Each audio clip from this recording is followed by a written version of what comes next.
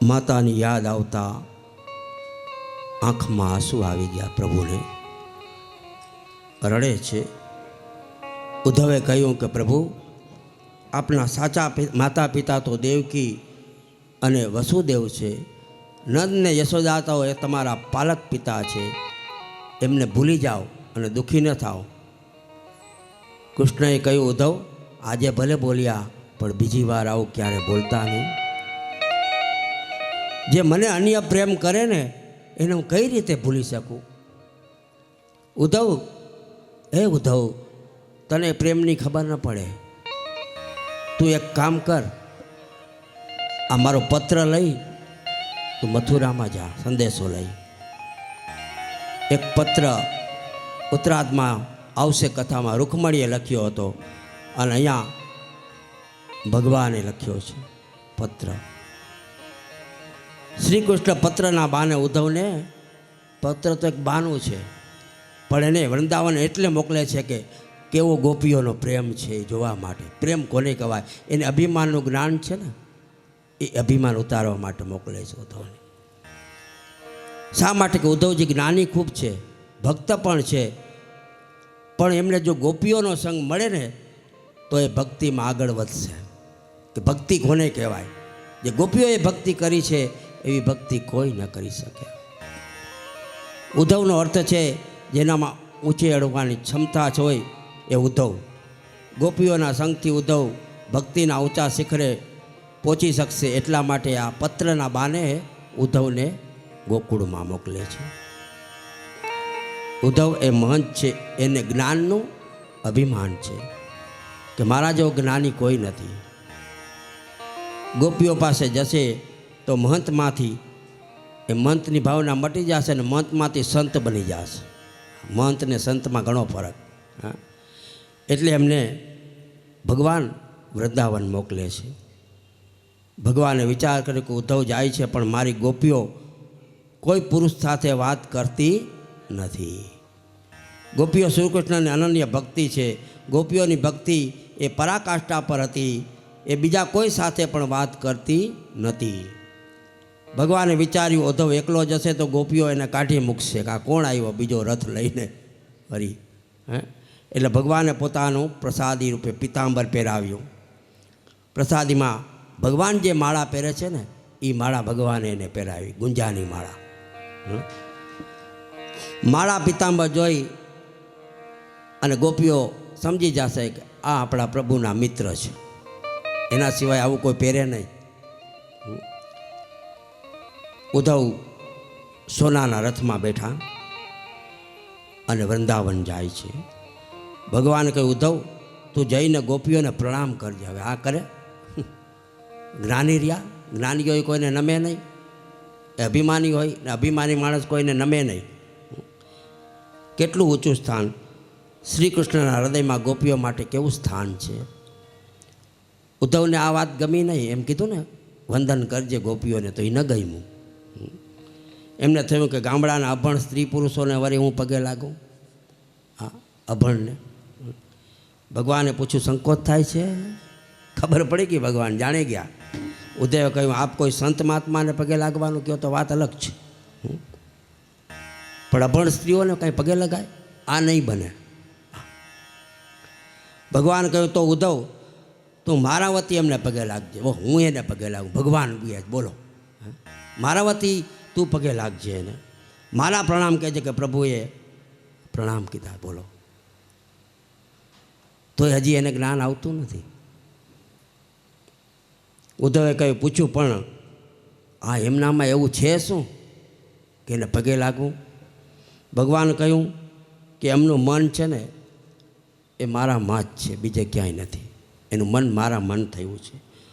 ગોપીઓ એના દીકરા અને દીકરીઓ પરણાવવા નથી જીવતી, એ તો મારા માટે જીવે છે. એને એવો મોહ નથી કે અમારા દીકરીને પરણીએ ને અમારા પતિઓની સેવા કરીએ ને. એ પ્રભુ માટે જીવે છે. એમણે મારા માટે સર્વસ્વ છોડી અને મારી પાસે આવે છે. ઉદ્ધવ, ગોપીઓ શું છે એ તને અહીંયા નહીં ખબર પડે, એ ત્યાં વ્રજમાં જઈશ ને ત્યારે ખબર પડશે, ત્યારે સમજાશે. એમની આગળ તારા જેવા ભણેલા નહીં ફાવે. અભણ કેવું યાદ રાખે ઓલા ભણેલા ભૂલી જાય. અભણ જેટલું ગણેલા છે ને એટલા ભણેલા ગણેલા નથી. ઉદ્ધવ રથ લઈને સાંજના સમયે વૃંદાવનમાં પ્રવેશ કરે છે. ત્યારે ગાયો અને વાછડાઓ ધણમાંથી આવી રહ્યા છે. વ્રજમંડળમાં ધૂળ છવાઈ રહી છે. સૂર્યાસ્તનું સુંદર દૃશ્ય છે. સુંદર સરોવર, સુંદર બગીચાઓ, સુંદર વસ્ત્રો પરિધાન કરેલી ગોવાલણો બેઠી છે. બધી ગોપીઓ, ગોપ બાળકો મધુર તાનમાં વાજિંત્રો વગાડે છે. ઘરોમાં સાંજના સમયે ધૂપ દીપ આરતી અને બગાય શ્રી કૃષ્ણ શરણમમ, શ્રી કૃષ્ણ શરણમમ, કૃષ્ણનું નામ લે છે બધા. નંદબાબાએ દૂરથી સોનાનો રથ આવતો જોયો. વિચાર કરવા લાગ્યા કે હવે અહીંયા શું બાકી રહ્યું છે. એક સોનાનો રથ આવ્યો તો મારા 2 દીકરા લઈ ગયા. આ બીજો રથ શાના માટે આવે છે? ફરીથી કેમ આવ્યા? દોડતા દોડતા સામા આવ્યા, રથ ઉપર ચડ્યા અને જોયું, કીધું કે આ તો મારો કૃષ્ણ આવ્યો લાગે છે. ઉદ્ધવને જોયા તો સખા છે, સંદેશો લઈ આવ્યા છે. એમને ભેટ્યા, કૃષ્ણ સમાન માનીને એની પૂજા કરી. બોલો, નંદ બાબાએ. નંદજી ઉદ્ધવજીને સંત માને છે. આ વિનયને આ વિવેક આ વ્રજમાં છે. નંદજીએ પૂજા કરી. બોલો, એમની પૂજા કરી, પગે લાગ્યા અને સ્વાદિષ્ટ મટાનું ભોજન કરાવ્યું. કૃષ્ણના ગયા પછી અહીં ભોજનમાં કોઈ ભલીવાર નહોતો. કૃષ્ણના મિત્ર જાણી મિષ્ટાન ભોજન બનાવ્યું, પણ ભોજન કોઈને ભાવતું નથી ગોકુળમાં. નંદજીની નમ્રતા જુઓ. ઉદ્ધવજીના પગ પકડી લીધા. આનંદ બાબાએ, ભગવાનના પિતા, કૃષ્ણના પિતા એ ઉદ્ધવને પકડી લીધા અને ચરણ દબાવે છે. ઉદ્ધવને કનૈયા જેટલું જ મહત્ત્વ આપે છે. મારો કાનુડો છે. ઉદ્ધવ કનૈયાનો મિત્ર છે. સંદેશો લઈને આવ્યા છે. ઉદ્ધવે કહ્યું, બાવા આપ તો પિતા સમાન છો, આપ મારા પગ દબાવો ને એ બરાબર નથી. નંદી પૂછે છે, ઉદ્ધવ ઉગ્રસે વસુદેવ એ બધા આનંદમાં છે ને? જે વસુદેવે નંદબાબાના 2 પુત્રો લઈ લીધા, છતાં નંદબાબાના મનમાં કડવાશ નથી અને આપણે જિંદગીભર એનું નામ ન લઈએ.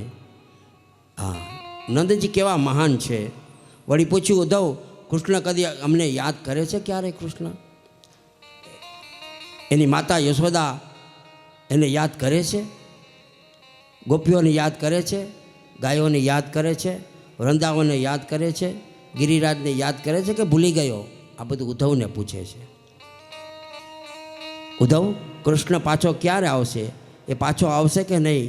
કૃષ્ણની યાદ આવતા બધાની આંખો ભીની થઈ ગઈ. એ રડવા લાગ્યા. નંદે કહ્યું કે આ વૃંદાવનમાં કૃષ્ણના જવાથી કાંઈ હોય બચ્યું નથી. એમની સ્તુતિ સિવાય કાંઈ નથી. બસ અમે એની સ્તુતિ કરીએ છીએ. ઉદ્ધવ અમે એમને ભૂલી શકીએ એમ નથી. આ વખતે યશોદા માતા સામા બેઠા છે. એની આંખોમાંથી પણ આંસુની ધારા વહે છે. મુખથી શબ્દ બોલી શકતા નથી. નંદ બાબા રડે છે. ઉદ્ધવે નંદ યશોદાને કહે છે કે તમારા તો જેટલા વખાણ કરો એટલા ઓછા છે. આપણા જેવા પૃથ્વીમાં એક જ છો, કારણ કે તમે જેને પુત્ર માનો છો એ કૃષ્ણ સાક્ષાત નારાયણ છે, સાક્ષાત ભગવાન છે, પરમાત્મા છે, જગતના કારણ છે. ખરેખર તમે ભાગ્યશાળી છો. ઉદ્ધવજી પ્રાતકાળે વહેલા વૃંદાવનમાં ફરવા ગયા. સવારનું વૃંદાવનનું વાતાવરણ બહુ સરસ છે. ગોપીઓ વહેલી સવારે સાફ સફાઈ કરી ધૂપ દીપ ઉંબરાની પૂજા કરે છે અને ભવભક્તિથી ભગવાનનું સ્મરણ કરે છે, ગીતો ગાય છે, કીર્તન ગાય છે. અને ઉદ્ધવ આ બધેના ઘરમાં ડોકિયા કરે છે. બધે જ્યાં જાઓ ત્યાં એક જ નામ, કૃષ્ણ કૃષ્ણ કૃષ્ણ. ગોપીઓએ નિત્યની આદત પ્રમાણે નંદાલય તરફ નજર કરી તો સોનાનો રથ ઉભેલો છે. એટલે ગોપીઓ આવી દોડતી દોડતી પ્રભુ આવ્યા લાગે છે. ઉદ્ધવ કહે, ગોપીઓ તમે ખોટો વિયોગ કરો છો. ઉદ્ધવ અહીંયા એવું જ્ઞાન આપે છે આને. તમે ખોટો વિયોગ કરો છો. કૃષ્ણ તો બધે જ છે, સર્વત્ર છે. તમે યોગ સાધના કરો, તમારી સમાધિ સિદ્ધ થશે. અને સમાધિમાં પ્રભુ દેખાશે અને તમને કોઈ વિયોગની તકલીફ નહીં રહે. આંખ બંધ કરીને જોઈ શકાય છે, પણ સમાધિ છૂટ્યા પછી શું? ગોપીઓ એમ કહે છે, સમાધિ છૂટી જાય પછી શું? ખુલ્લી આંખે શ્રી કૃષ્ણ દેખાય એ સાચી સમાધિ છે. સમાધિમાં દેખાય એ સાચી નથી. જો ગોપીઓ જ્ઞાન આપે છે. ઉદ્ધવ, અમને તો શ્રી કૃષ્ણ બધે દેખાય છે, અમારે કોઈ સમાધિ કરવાની જરૂર. એ સમાધિ બમાધિ બધું તમારે. હા, અમને તો કૃષ્ણ બધે દેખાય છે. એવું કોઈ સ્થાન નથી કે જ્યાં કૃષ્ણનો અનુભવ નથી. ઉદ્ધવ, એક કામ કર, આંખ બંધ કર, અમે તને કૃષ્ણ બતાવીએ. આ ગોપીની તાકાત છે. ઉદ્ધવ, આંખો બંધ કર, અમે તને કૃષ્ણ બતાવ્યો. ઉદ્ધવે આંખો બંધ કરી. મનહર ઉદ્ધવ ભાન ભૂલી રાધા કૃષ્ણને જોયા. જ્ઞાનનો ગર્વ એ પ્રેમના પ્રગટ્યો અને આંખે આંસુડા આવી ગયા ઉદ્ધવને. ધન્ય છે તમારી ભક્તિની. આજ મને ખબર પડી કે સમાધિમાં કાંઈ જવાની જરૂર નથી. આ તો આંખ બંધ કરીએ અને કૃષ્ણના દર્શન કરાવે છે. આ એવી ગોપીઓ છે. એનું જ્ઞાન બધું ઓગળી ગયું. હવે અભિમાન ઉતરી ગયું. ગોપીઓ કહે છે, ઉદ્ધવ, અમને તો વૃક્ષ, ફળ, પત્ર, ફૂલ એમાં બધેમાં ભગવાન દેખાય છે. તમારું જ્ઞાનનું અભિમાન ભક્તિ વિના જશે નહીં. ઉદ્ધવ, તમે ભક્તિ કરો. ખાલી જ્ઞાન કરવાથી કાંઈ આપણે મોટા નથી. જ્ઞાનની સાથે ભક્તિ જોઈએ. અને અમને યોગનો ઉપદેશ આપો છો, પેલા ભક્તિ વધારો. અભણ રખડતા મનને નિરાકારમાં સ્થિર કરવા કહો છો. પણ ઉદ્ધવ, તમને ભલે ન દેખાય, અમને તો સર્વત હમણાં કૃષ્ણ દેખાય અને દેખાય છે. તમે સમાધિ શું છે એ જાણો. પહેલાં તમે શું સમાધિ કહેવાય જાણો છો? નથી જાણતા તો અમને એનો ઉપદેશ શા માટે આપો છો? તમે પોતે જાણતા નથી સમાધિ અને અમને કહો છો. ઉદ્ધવને લઈને ગોપીઓ રાધાજી બેઠા હતા. ત્યાં ગોપી મંડળમાં આવી ઉદ્ધવે અનન્ય ભક્તોને નિરખ્યા. રાધાજી બેઠા છે, વાળ વિખરાયેલા છે, આંખો રડી રડીને સોજી ગઈ છે. ઉદ્ધવે રાધિકાને પ્રણામ કર્યા. હવે અભિમાન ઉતરી ગયું ને, હવે બધા એને પ્રણામ કરે. એક ગોપીએ પૂછ્યું, ઉદ્ધવ, કૃષ્ણ અમને યાદ કરે છે કે એ બહુ સ્વાર્થી છે? આ દુનિયા બધો સ્વાર્થનો ખેલ છે. ઉદ્ધવ કહે કે ભગવાન રડી રડીને વ્રજની સામું જોઈને બેઠા છે. એ તમને ખૂબ યાદ કરે છે અને તમારા વગર રહી નથી શકતા. ઉદ્ધવનું જે જ્ઞાન હતું એ ઉગડી ગયું. આ ગોપીઓએ એનું અભિમાન ઉતાર્યું. ભગવાનને ખબર હતી કે આ વ્રજમાં જશે ને તો જ એનું અભિમાન ઉતરશે. અને ગોપીઓએ બધું આંખ બંધ કરીને બધું બતાવ્યું. ભગવાન તો મથુરામાં છે, તો અહીંયા કેવી રીતે દર્શન કરાવ્યા? એની ભક્તિની તાકાતથી. ભક્તિ સિવાય દુનિયામાં કાંઈ નથી બધું. એટલે કહ્યું છે ભક્તિ વધારો. સુખદેવ બોલ્યા કે હે પરીક્ષિત, સર્વના આત્મા બધું જ જાણવાવાળા ભગવાન શ્રી કૃષ્ણ પોતાને મળવાની ઈચ્છાથી વ્યાકુળ બનેલી હવે કુબજાનો પ્રિય કરવા એના ઘરે ગયા. વચન આપ્યું તો હું આવીશ. અક્રૂરના પ્રેમને યાદ કરી અને અક્રૂરના ઘરે ગયા. શ્રી કૃષ્ણ કુંતાફોઈને યાદ કર્યા, પાંડવોને યાદ આવ્યા અને એમના સમાચાર સાંભળવાની ઈચ્છા થઈ અને બધાને યાદ કર્યા ભગવાને. અક્રૂરજી હસ્તિનાપુરથી આવી અને શ્રી કૃષ્ણને ધૃષ્ટાષ્ટ્ર અને એના દીકરાઓ દ્વારા થઈ રહેલા ઘોર એને જાણકારી આપી અને ઉદ્ધવને વ્રજમાં મોકલી અને એનું અજ્ઞાન રૂપી એ દૂર કર્યું અને અભિમાન ઉતાર્યું. આ પૂર્વાર્ધની કથા આપણે પ્રભુના ચરણમાં અર્પણ કરી. હવે દસમ સ્કંદમાં ઉત્તરાર્ધની કથામાં આપણે પ્રવેશ કરીએ. દસમ સ્કંદ ઉત્તરાર્ધની કથા શરૂ થાય છે. ઉત્તરાર્ધમાં વિનાયાસ જદુતામ એટલે શ્રી મહાપ્રભુજી પૂર્વાર્ધની કથાને બહુ મહત્ત્વ આપે છે. પૂર્વાર્ધમાં લોકવેદ અતીત કૃષ્ણની કથા છે અને ઉત્તરાર્ધમાં લોકવેદ પ્રથિત કૃષ્ણની કથા છે. ગોકુલ વૃંદાવનના કૃષ્ણની લીલાના સ્નેહનું પ્રાધાન્ય છે. દ્વારકાધીશની લીલામાં ઐશ્વર્યનું પ્રધાન છે અને વૃંદાવનની લીલામાં ભક્તોનું મહત્ત્વ છે. દ્વારકાની લીલામાં ભગવાનનું મહત્ત્વ છે. દસમ સ્કંદ ઉત્તરાર્ધની કથા 50મા અધ્યાયથી આવે છે. 50મો અધ્યાય એટલે શું? તો કે આપણા 50 વર્ષ પૂરા થાય અને આપણે 51 વર્ષે બેસીએ તો જરા સંઘ એ ચડાઈ કરે. આ મથુરા શરીર છે, મથુરા છે અને એના ઉપર જરાસંઘ ચડાઈ કરે. જરા એટલે ઘડપણ. પછી ઘડપણ આવે અને આખો સંઘ લઈને આવે. કેટલા? 17 રોગ લઈને આવે. પછી 17 પ્રકારના રોગ થાય ને એ રોગનું ટોળું એને સંઘ કહેવામાં આવે છે. આ જરાસંઘ આ મથુરા ઉપર ચડાઈ કરે અને આ મથુરાના 9 દરવાજા તોડી અને અંદર દાખલ થાય. આ મથુરામાં કેટલા દરવાજા છે? 9. આ 9 દરવાજા તોડી અને અંદર પ્રવેશે. આપણા દાંત તોડી નાખે, કાનની શ્રવણ શક્તિ ઓછી કરી નાખે,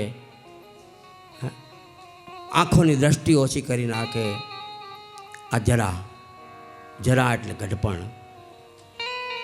અને જરાસંઘ એ મથુરામાં આવે છે, ચડાઈ કરે છે. મનુષ્યની શરીરરૂપી મથુરી નગરી ઉપર પણ 50 વર્ષે જરા આવે છે. ઘડપણ રૂપી જરાસંઘ ચડાઈ કરે છે અને આપણે ઘડપણ સાથે યુદ્ધ ચાલુ થઈ જાય છે. આપણે યુદ્ધ જ કરીએ છીએ ઘડપણ સાથે. ઘડીકમાં દવા ઉપર, ઘડીકમાં એમને આ બધા યુદ્ધ ચાલુ હોય. એક રોગ મટે તો બીજો રોગ, બીજો રોગ મટે તો ત્રીજો, ત્રીજો મટે તો ચોથો. એવા 17-18 રોગ આપણે ઘડપણમાં આવે છે. ઘરડા થાય એટલે કહે છે કે 50 પૂરા થઈ જાય અને 51 પ્રવેશ કરીએ એટલે વન જેવું જીવન જીવવાનું, ભક્તિ વધારવાની. 51 વર્ષથી ભક્તિ વધારવાની. અને દરવાજાઓ તોડી પ્રવેશ કરે છે જરાસંઘ. દાંત પડી જવા, વાળ ધોળા થઈ જવા, આંખનું તેજ ઓછું થઈ જવું, શક્તિ ક્ષીણ થવી, આ બધી જરાસંઘની ચડાઈ છે. નગરી ઉપર છેલ્લે જરા એટલે કાળને લઈને આવે છે. ત્યારે કૃષ્ણને જેમ મથુરા છોડી પડી એમ જીવ પણ શરીરને છોડી જાય છે. જરા મરણના ચક્કરમાંથી છૂટવા માટે પ્રયત્ન કરો, પ્રભુના શરણમાં જાઓ, પ્રભુની ભક્તિ કરો. સુખદેવજી કહે છે કે હે પરીક્ષિત, કંસની 2 રાણી હતી, અસ્ત્યને પ્રાપ્તિ. કંસના મરણથી દુઃખી થઈ અને પિતાને ઘેરે ચાલી ગઈ બંને જણી. અને એના પિતાનું નામ હતું જરાસંઘ. પુત્રીઓના કહેવાથી એને ખબર પડી કે મારા જમાઈને કૃષ્ણએ માર્યો છે.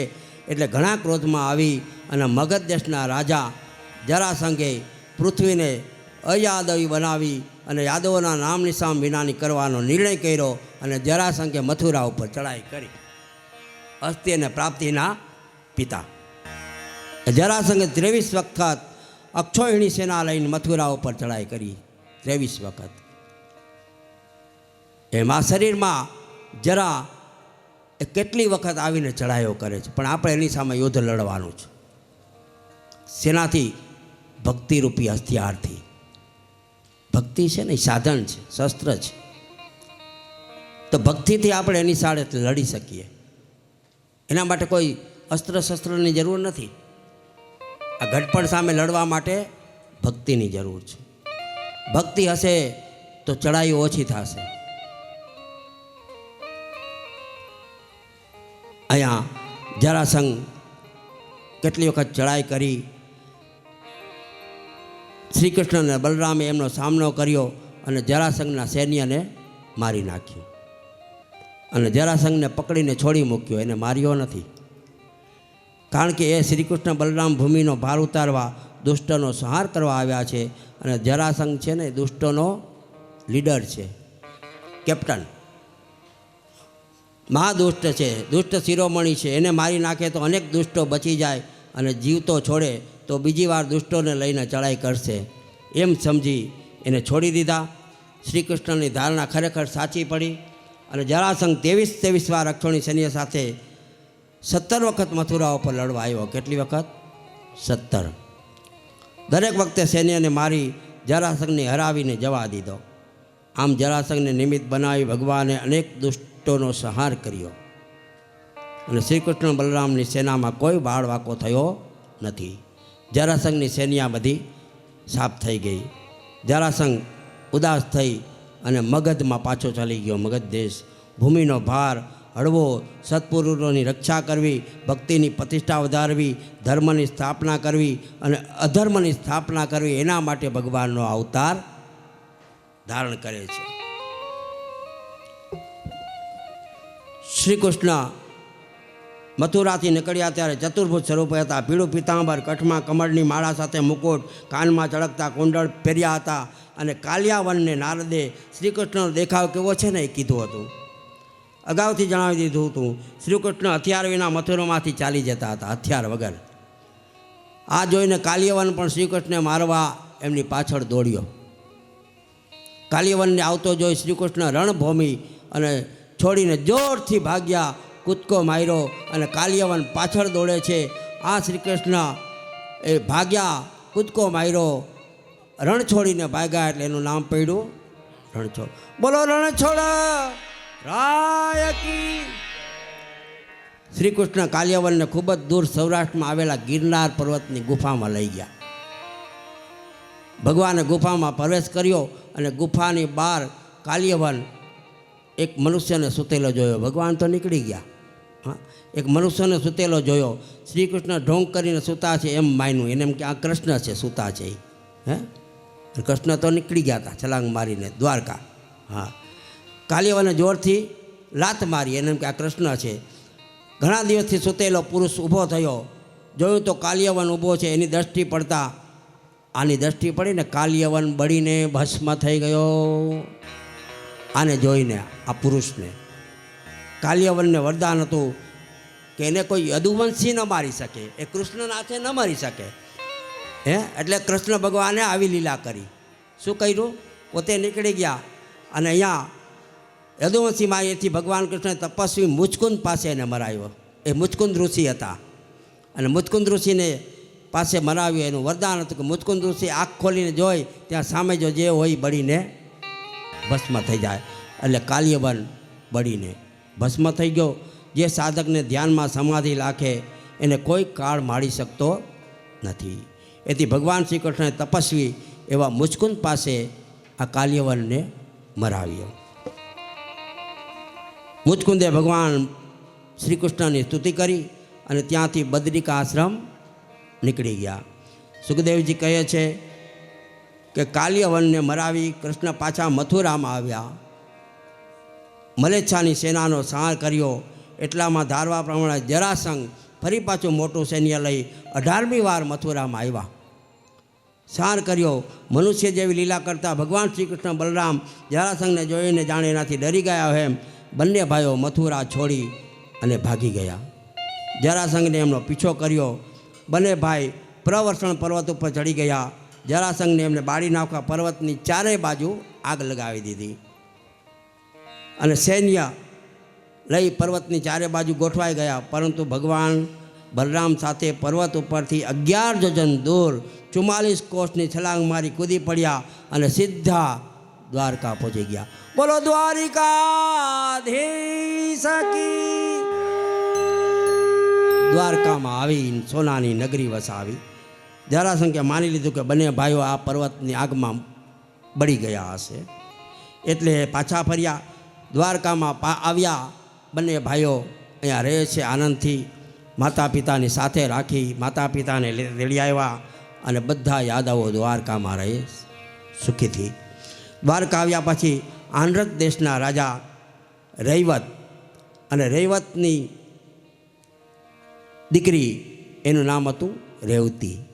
આ રેવતીના લગ્ન પહેલાં મોટા ભાઈના થાય પછી નાના ભાઈના થાય ને. આ રેવતીના લગ્ન બલરામજી સાથે પરણાવ્યા અને બલરામ ભૈયાના લગ્ન થયા. બોલો બલરામ ભગવાન કી. અહીંયા બલરામ ભૈયાના લગ્ન થયા અને શ્રી કૃષ્ણ પણ હવે મોટા થયા છે, પરણવા યોગ્ય થયા છે. શ્રી કૃષ્ણનું એક પણ લગ્ન મથુરામાં થયું નથી. શાસ્ત્રો કહે છે કે ઇન્દ્રિયોના એક એક દ્વાર પર કાબૂ આવી જાય પછી લગ્ન કરવા જોઈએ. યોગ વિનાનો ભોગ માણસને રોગી બનાવે છે. યોગ વિનાનો ભોગ નહીં, યોગ જોઈએ. એટલે મથુરામાં લગ્ન નથી થયા, મથુરામાંથી બહાર નીકળ્યા પછી લગ્ન થયા છે. તો આપણા જીવનના પણ 4 આશ્રમ છે. પેલો છે બ્રહ્મચાર્ય આશ્રમ, પછી યુવાવસ્થા, વૃદ્ધાવસ્થા અને સંન્યાસ આશ્રમ. છેલ્લે પછી સંન્યાસી જેવું જીવન જોવાનું. 1 થી 25 વર્ષ બ્રહ્મચર્ય, 25 થી 50 વર્ષ યુવાવસ્થા અને 50 વર્ષથી 75 વર્ષ વૃદ્ધાવસ્થા અને 75 થી 100 વર્ષ સંન્યાસ વૃદ્ધા. એટલે સંન્યાસી જેવું જીવન જીવવાનું. 50 વર્ષ પછી વન જેવું જીવન જીવવાનું. આ કેમ જીવવું એ ભાગવત બતાવે છે. બ્રહ્મચર્યનું જીવન 25 વર્ષ સુધી અને બાકીના 25 વર્ષ સુધી દાંપત્ય જીવન, યુવાનવસ્થા, લગ્ન જીવન, સંસાર ભોગવો, છોકરા છૈયા પત્ની આ તે આનંદ કરો, પણ 50 વર્ષ પછી બંધ કરો બધું. 51 વર્ષથી વન જેવું જીવન જેવી ભગવાનની ભક્તિ કરો, વનમાં જેમ ભક્તિ કરીએ એમ. અને એમ જોતાં જોતાં 75 વર્ષ થઈ જાય વૃદ્ધાવસ્થાના અને 76મા વર્ષથી 100 વર્ષ સુધી જીવન એ સંન્યાસી અવસ્થામાં જીવન જીવવું. એટલે બધો ત્યાગ કરી દેવો. પછી મોબાઈલે ન રાખવો. હા, સંન્યાસ કોને કહે? સંન્યાસી એટલે બધું ત્યાગી દેવું, એને સંન્યાસ કહેવાય. ખાલી જમવાનું નહીં ત્યાગવાનું, એ થોડું થોડું લેવાનું. આમ ખીચડી ને દાળ ભાત ને જેવું પચે ને એવું થોડું થોડું ખાવાનું. દૂધ છે, બાકી ખટાશ બંધ. દહીં, દૂધ, છાશ, ટમેટાં, ખટાઈ આ બધું બંધ. પછી બધું સાત્વિક ભોજન. આ આપણા 4 આશ્રમ બતાવ્યા છે. વૃદ્ધાશ્રમ એ હવે 5મું નીકળ્યું. હા, માણસો વૃદ્ધાશ્રમમાં મૂક્યા આવે માતા પિતાને. શ્રી કૃષ્ણને એક વખત માં કહે છે, માં દીકરા હવે તારા હાથ પીળા કરવા છે, મારે પીઠી ચોડવી છે, હવે તારા લગ્ન કરવા છે. ભગવાને કહ્યું, માં હું પરણવાની ના નથી પાડતો, તમારે વહુ જોઈ છે ને તો વહુ તો લાવીશું, પણ મને જોઈએ એવી વહુ જોઈએ. તો કે કેવી વહુ જોઈએ? તો કે કન્યામાં 5 સદગુણ હોવા જોઈએ. ભલે કાળી હશે તો મને હાલશે માં, મને ગોરી નથી જોતી. તો કયા સદગુણો? તો પેલું તો એનામાં બુદ્ધિ હોવી જોઈએ, બુદ્ધિશાળી. બીજું એનામાં પ્રેમ હોવો જોઈએ, ફક્ત મારામાં નહીં, મારા ભાઈમાં, મારી મામાં, મારા પિતામાં, બધાને પ્રેમ કરે ને એવી જોઈએ, બધાનું ધ્યાન રાખે. પછી સમર્પણ, બીજાને આપી દેવાની ભાવના હોય. આ બધું મારું મારું મારું નહીં, આ તો મારા માવતરના ઘરનું છે, એ રાખો અલગ, એવું નહીં. સમર્પણ જોઈએ. અને થોડું નાકે નમણું, દેખાવામાં સારું હોવું જોઈએ. અને 5મું એનું ચરિત્ર સારું હોવું જોઈએ. આ 5 ગુણ હોય ને એવી કન્યા મારે જોઈ છે. ભગવાને અહીંયા બુદ્ધિની વાત પહેલાં કરી. ઘણા ભણેલા હોય પણ બુદ્ધિ ન હોય. હા, ખૂબ ભણેલા હોય પણ બુદ્ધિનો અભાવ હોય.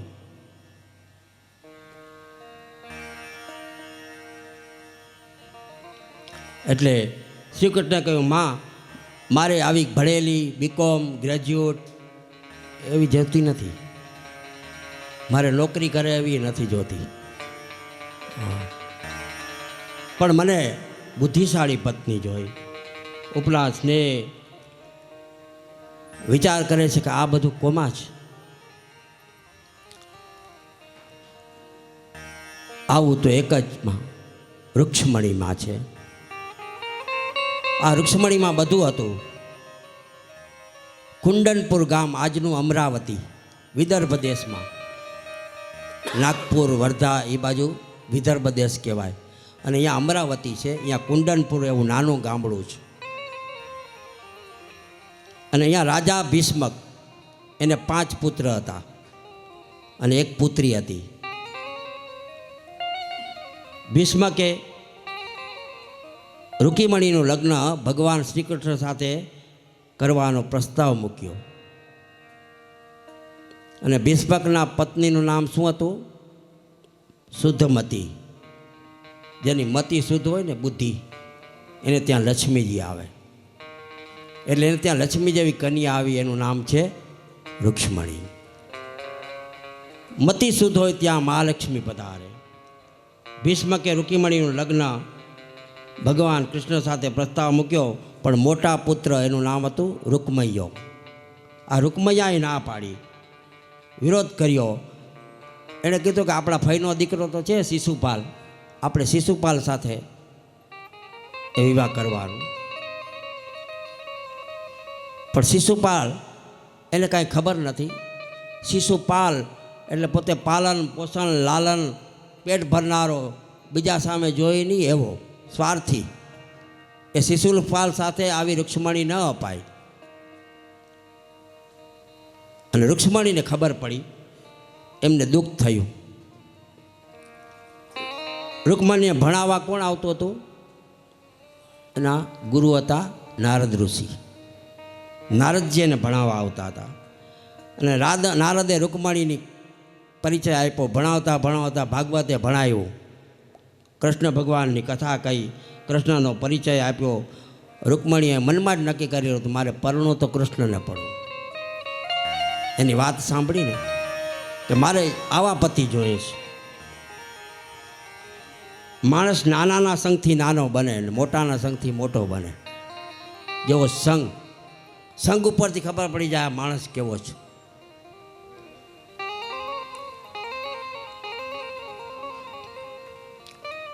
નાનો કદાચ મોટાની સાંગે બેઠો હોય ને તો એ મોટો બની જાય. એક ગરીબ કોઈ હોય અને એના આંગળીમાં સાચો હીરો હોય ને, સોનાની વીંટીનો, એમ કે આ તો ખોટી છે, એમ કે ને ખોટી છે. એટલે નાના હાથમાં મોટો આવે, એ મોટો એ નાનો બની જાય. આ તો કાંઈ ખોટું.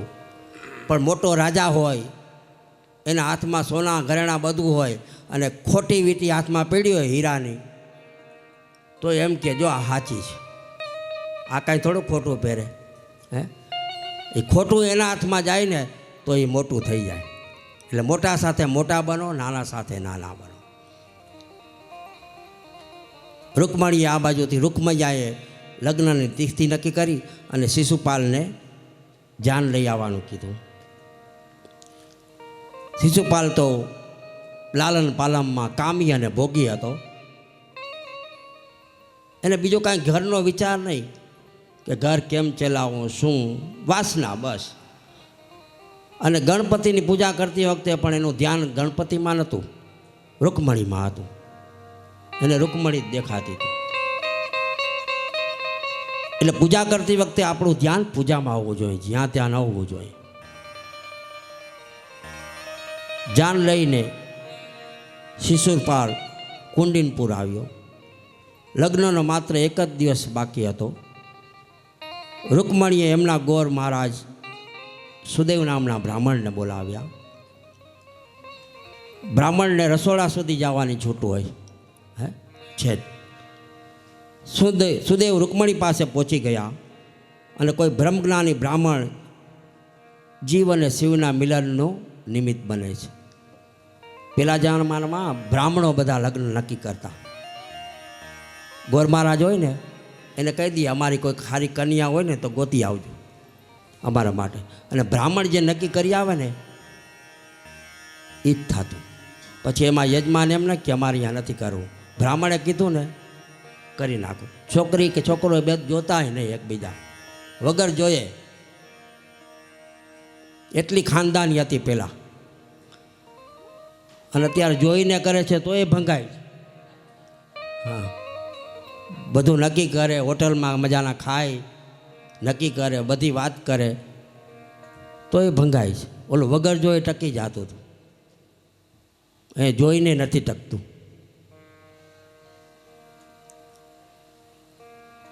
રૂકમણીએ કહ્યું કે હે સુદેવ, બ્રહ્મદેવ, આપ એક કામ કરો, હું કૃષ્ણને મનથી પરણી ચૂકી છું, આપ મારો પત્ર લઈ અને દ્વારકા જાઓ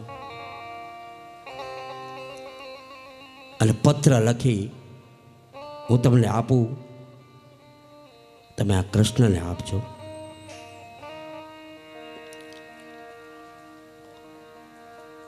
ભગવાનને લખવા માટે પત્ર એ રૂક્ષ્મણીએ કલમ લીધી, પણ પેલા શું લખ્યું છે, પત્ર કેમ લખવો એ ભાગવત બતાવે છે. એમાં કાંઈ આઈ લવ યુ ને માય ડિયર ને એવું નહોતું લખ્યું. હા, આ બધું ખોટું. આવું લખે ને એ એનો પ્રેમ છે જ નહીં.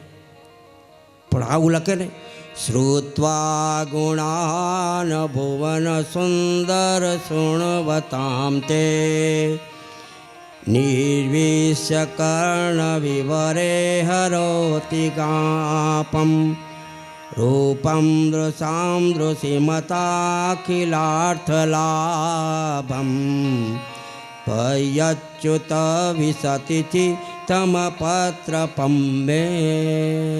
આ કેવું સુંદર લખ્યું. રૂકમણીએ ભગવાનને ભુવન સુંદર કહ્યા છે. આપ ભુવન સુંદર, ભુવન એટલે ત્રણેય લોકની અંદર આપ સુંદર છો. આપનાથી જગતમાં કોઈ સુંદર નથી. સર્જનાર સુંદર છે, સુંદર ભાષે છે, આપ સુંદર છો. રૂકમણી લખે છે કે તમારા ગુણથી હું આકર્ષાય છું. શ્રુત્વા ગુણાન, સાંભળું તમારા ગુણ કેવા. શ્રુત્વા એટલે સાંભળવું. શ્રુત્વા ગુણાન, તમારા ગુણ સાંભળ્યા મેં નારદજી પાસે, મને બહુ ગઈમાં. એથી આકર્ષાઈને હું આપણે પત્ર લખું છું. તમારા ગુણોની ખૂબી છે એમ છે કે સાંભળનારના કાનો દ્વારા આપ હૃદયમાં પધારો છો. જે કોઈ કથા સાંભળે એના હૃદયમાં ભગવાન બેસે. આપ મારા સંતાપ દૂર કરો. આપના સ્વરૂપ માધુર્યથી મારું ચિત્ત આપને વશ થઈ ગયું છે અને મનની અંદર હું તમને પરણી ચૂકી છું. હે મુકુંદ, આપને મેં પતિ તરીકે સ્વીકારી લીધા છે. મારો આત્મા આપને અર્પણ કરું છું. આપના 24 અવતારમાંનો એક અવતાર નરસિંહનો છે. જોજો, ધ્યાન રાખજો. સિંહનો ભાગ ઓલો શિશુપાલ શિયાળ, હા શિયાળ કીધો એને. સિંહનો ભાગ શિયાળ ન લઈ જાય એ પહેલાં તમે આવી અને મને અહીંથી ઉઠાવી જાઓ, મારું હરણ કરી જાઓ. સામેથી કીધું છે. જો, ભગવાને અપહરણ કર્યું નથી. રૂક્ષ્મણીએ સામેથી કીધું કે મને અહીંથી છોડાવો આમાંથી. વળી આપ મારા પિતા તરફથી આપને કોઈ પણ સંપત્તિ નહીં મળે. મારી પાસે મોટામાં મોટો ખજાનો છે, મારી પાસે સંપત્તિ છે, મારી પાસે કરિયાવર છે, એ હું લઈને આવીશ. તો કરિયાવર કયું કયું છે ભગવાન પૂછે છે. તો મારી પાસે કરિયાવરમાં જો હું સૌથી પહેલાં ઉઠી અને પ્રભુના દર્શન કરું છું આપના. હા, અને હું તુલસી ક્યારામાં પાણી રેડું છું. રોજ ઝાડાઓને વૃક્ષોને પાણી પાઉં છું. હું દાન કરું છું, હું વ્રત કરું છું, હું નિયમ રાખું છું, હું એકાદશી કરું છું. આટલા બધા કરિયાવર છે મારી પાસે. આ સાચું કરિયાવર. આ બધું કરિયાવર હોય, સોનાના પલંગ હોય, સોનાના ખાટલા હોય, પણ એમાં જ ગુણ ન હોય, એકડોય ન આવડતો હોય તો આ બધું શું કામનું? હે, એટલે રૂક્ષ્મણી કહે છે બસ મારું આ કરિયાવર છે. તુલસીની પૂજા કર્યા સિવાય હું જમતી નથી. સૂર્યને રોજ જળ ચડાવું છું. હે પ્રિયતમ, લગ્ન મારા આવતીકાલે જ છે, પરંતુ આપ એકલા નહીં આવતા. મારામારી થવાનો પૂરો સંભવ છે. આપ સૈન્ય લઈને આવજો. હા, યુદ્ધ થાય એમ છે. સેનાને લઈને આવજો. આપને થશે પિતા ભાઈ સૈનિકોથી વીંટળાયેલી મને ક્યાં લઈ જશો, પરંતુ હું આપને પાકું સરનામું આપું છું. અહીંયા તમે આવીને મને લઈ જાજો. આપને ઉપાય બતાવું છું કે હું કુળદેવીની પૂજા કરવા જઈશ. અમારામાં રિવાજ છે કે પહેલાં લગ્ન થાય એટલે કુળદેવીની પૂજા કરવી. એટલે હું કુળદેવીની પૂજા કરવા જઈશ. તે વખતે આપ રથ લઈને કુળદેવીના મંદિર પાસે આવજો. અહીંયા ભવાની માનું મંદિર છે, આજે પણ છે. હે દેવકી નંદન, આપ નહીં આવો તો હું આપઘાત કરવાની નથી, પરંતુ સેંકડો જન્મ સુધી તમારી રાહ જોઈશ. બોલો, સેંકડો જન્મ સુધી. અને આપને મેળવીને જ જંપીશ. આપને પામવા અનેક જન્મો લઈને હું તપ કરીશ. જો આ તપસ્વી, આ મારો નિશ્ચય છે. ભગવાન રૂકમણીનો નિશ્ચય જોઈ અને ઝૂકી જાય છે. આનંદ થયો એને. વાહ, મને જોતીથી એવી પત્ની મળી ગઈ. બુદ્ધિશાળી છે, સદ્ગુણ છે, માતા પિતાની સેવા કરનાર છે. ભગવાને વિચાર્યું કે કન્યાને જોઈ નથી, પરંતુ મારે રૂપનું મહત્ત્વ નથી. ગમે એવી હોય, મારે રૂપ નથી જોવું, મારે એના ગુણ જોવા છે. મારે ગુણનું મહત્ત્વ છે. ખાનદાન કુટુંબ છે. ભગવાને રૂકમણીને લઈ આવવાનો નિશ્ચય કર્યો. શ્રી કૃષ્ણ માતા પાસે ગયા, દેવકી પાસે પગે લાગ્યા. માં, મને આશીર્વાદ આપો. કેમ? અત્યારે શું છે? હું લગ્ન કરવા જાઉં છું. કોની સાથે બેટા? લગ્ન કરવા કોની સાથે? કૃષ્ણ કહ્યું કે કુંડીરપુરના રાજા ભીષ્મક અને એની દીકરી પુત્રી, એનું નામ છે રૂક્ષ્મણી. આપણે બધા રૂક્ષ્મણી કરીએ છીએ, પણ ભાગવતમાં એનું નામ છે રૂકીમણી. પછી આપણે રૂખમણી રૂખમણી કરીએ, બોલાય નહીં ને સરખું, એટલે રૂકીમણી રૂકીમણી.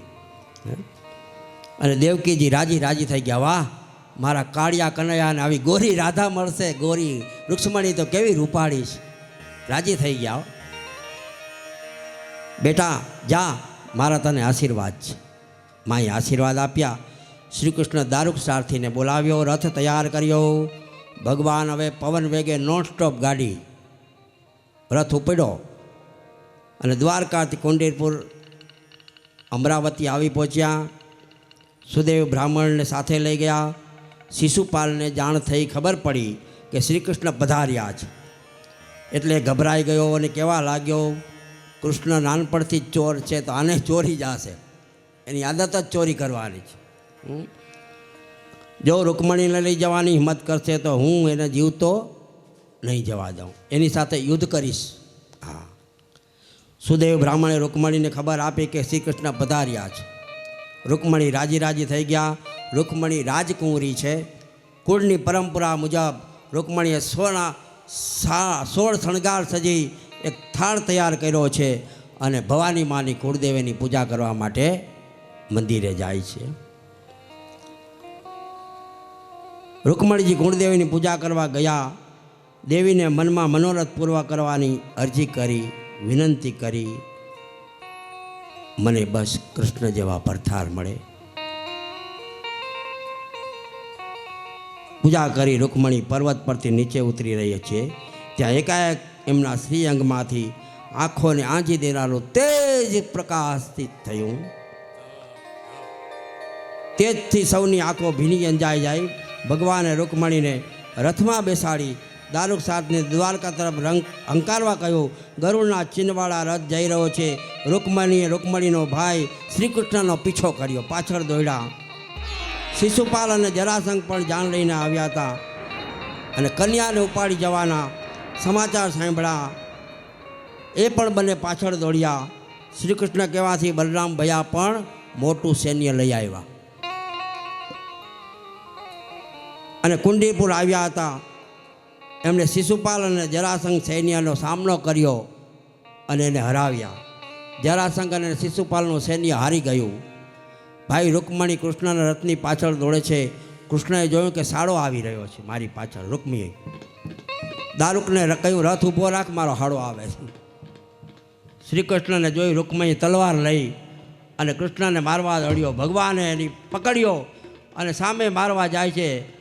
તલવાર ખેંચી લીધી અને રૂકમીને મારવા જાય ત્યાં તો રૂક્ષ્મણીએ હાથ પકડી લીધો. પ્રભુ, ગમે તેવો છે પણ મારો ભાઈ છે, મારો ભાઈ છે, તમારો સાળો છે, એને મરાય નહીં. મારો માળી જાયો છે, એનો વધ ન કરશો, એને છોડી દ્યો. આ બેનને દયા આવી ભાઈની. રૂકમણીએ કૃષ્ણને રોક્યા અને બલભદ્ર શિશુપાલ જરાસંઘને હરાવી અને ત્યાં પહોંચ્યા. શ્રી કૃષ્ણ બલભદ્ર અને રૂકમણીના કહેવાથી રૂકમણીને માર્યો નથી રૂકમીને, પરંતુ એના દાઢી અને મૂછ અને માથાના વાળ કાપી નાખ્યા, એને અપમાનિત કરી નાખ્યો અને કદરૂપો બનાવીને છોડી દીધો.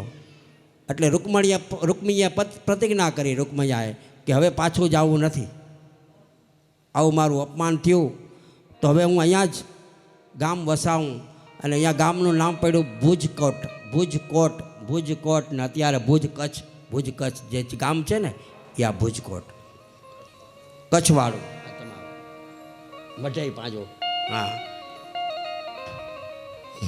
આ બાજુથી રૂકમતીએ પ્રતિજ્ઞા કરી કે હું રૂકમણી લીધા વગર નહીં જાય. કૃષ્ણએ માર્યા વગર કુંડીર પર પાછો નહીં ફરવું. તેથી રૂકમણીએ એ જ જગ્યાએ ભોજકટ ગામ વસાવ્યું, જેને આજે ભુજ કચ્છ કહેવાય છે. પ્રતિજ્ઞાબદ્ધ હોય એ કુંડીનપુર પાછો ગયો નથી. અને શ્રી કૃષ્ણ આ બાજુ શ્રી શિશુપાલે જરાસંઘને પૂછ્યું કે આ તો લઈ ગયા, હવે આમાં મીઠોળ બાંધ્યું છે એનું શું? તો ગણપતિમાં તે બરાબર ધ્યાન નથી દીધી પૂજામાં. હા, એમાં ધ્યાન હતું એટલે આવું બન્યું. જો ગણપતિમાં ધ્યાન બની દીધું હોત તો બની જાત. તો હવે આ મીઠોળનું શું કરું?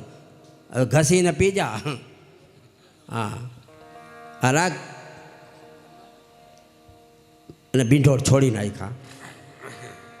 જરાસંઘે કીધું આ પી જા હવે ઘસીને, પેટીમાં હચવી રાખ, કોઈ વાર કામ આવશે. શ્રી કૃષ્ણ રૂકમણીને લઈ દ્વારિકા પધાર્યા. દેવકીજીને કહ્યું, માં અમને આશીર્વાદ આપો. દેવકીએ કહ્યું, તમે અમારા વિના લગ્ન કરી લીધા, અમે જાનમાં પણ ન લઈ ગયો. ભગવાન કે માં મારી જાન જોખમમાં હતી, તમને જાનમાં ક્યાંથી લઈ જાઓ? હવે આપણી ઈચ્છા હોય તો આપણે વાતે ગાતે લગ્ન કરીએ અને જાન જોડીએ. હા, અને લગ્નની વિધિ કરીએ મસ્ત. કંકોત્રી છપાવો. ચારે બાજુ કંકોત્રી મોકલી દ્વારકા, કુંડીનપુર. અને લગ્ન કરવાનું નક્કી કર્યું ક્યાં? માધાપર. માધાપરના આંગણે આજે આપણે લગ્ન કરવા છે. શ્રી કૃષ્ણના લગ્ન થઈ રહ્યા છે. લગ્ન વિધિ માધાપુરમાં થઈ રહી છે. અને માધાપરમાં તૈયારી હાલે છે.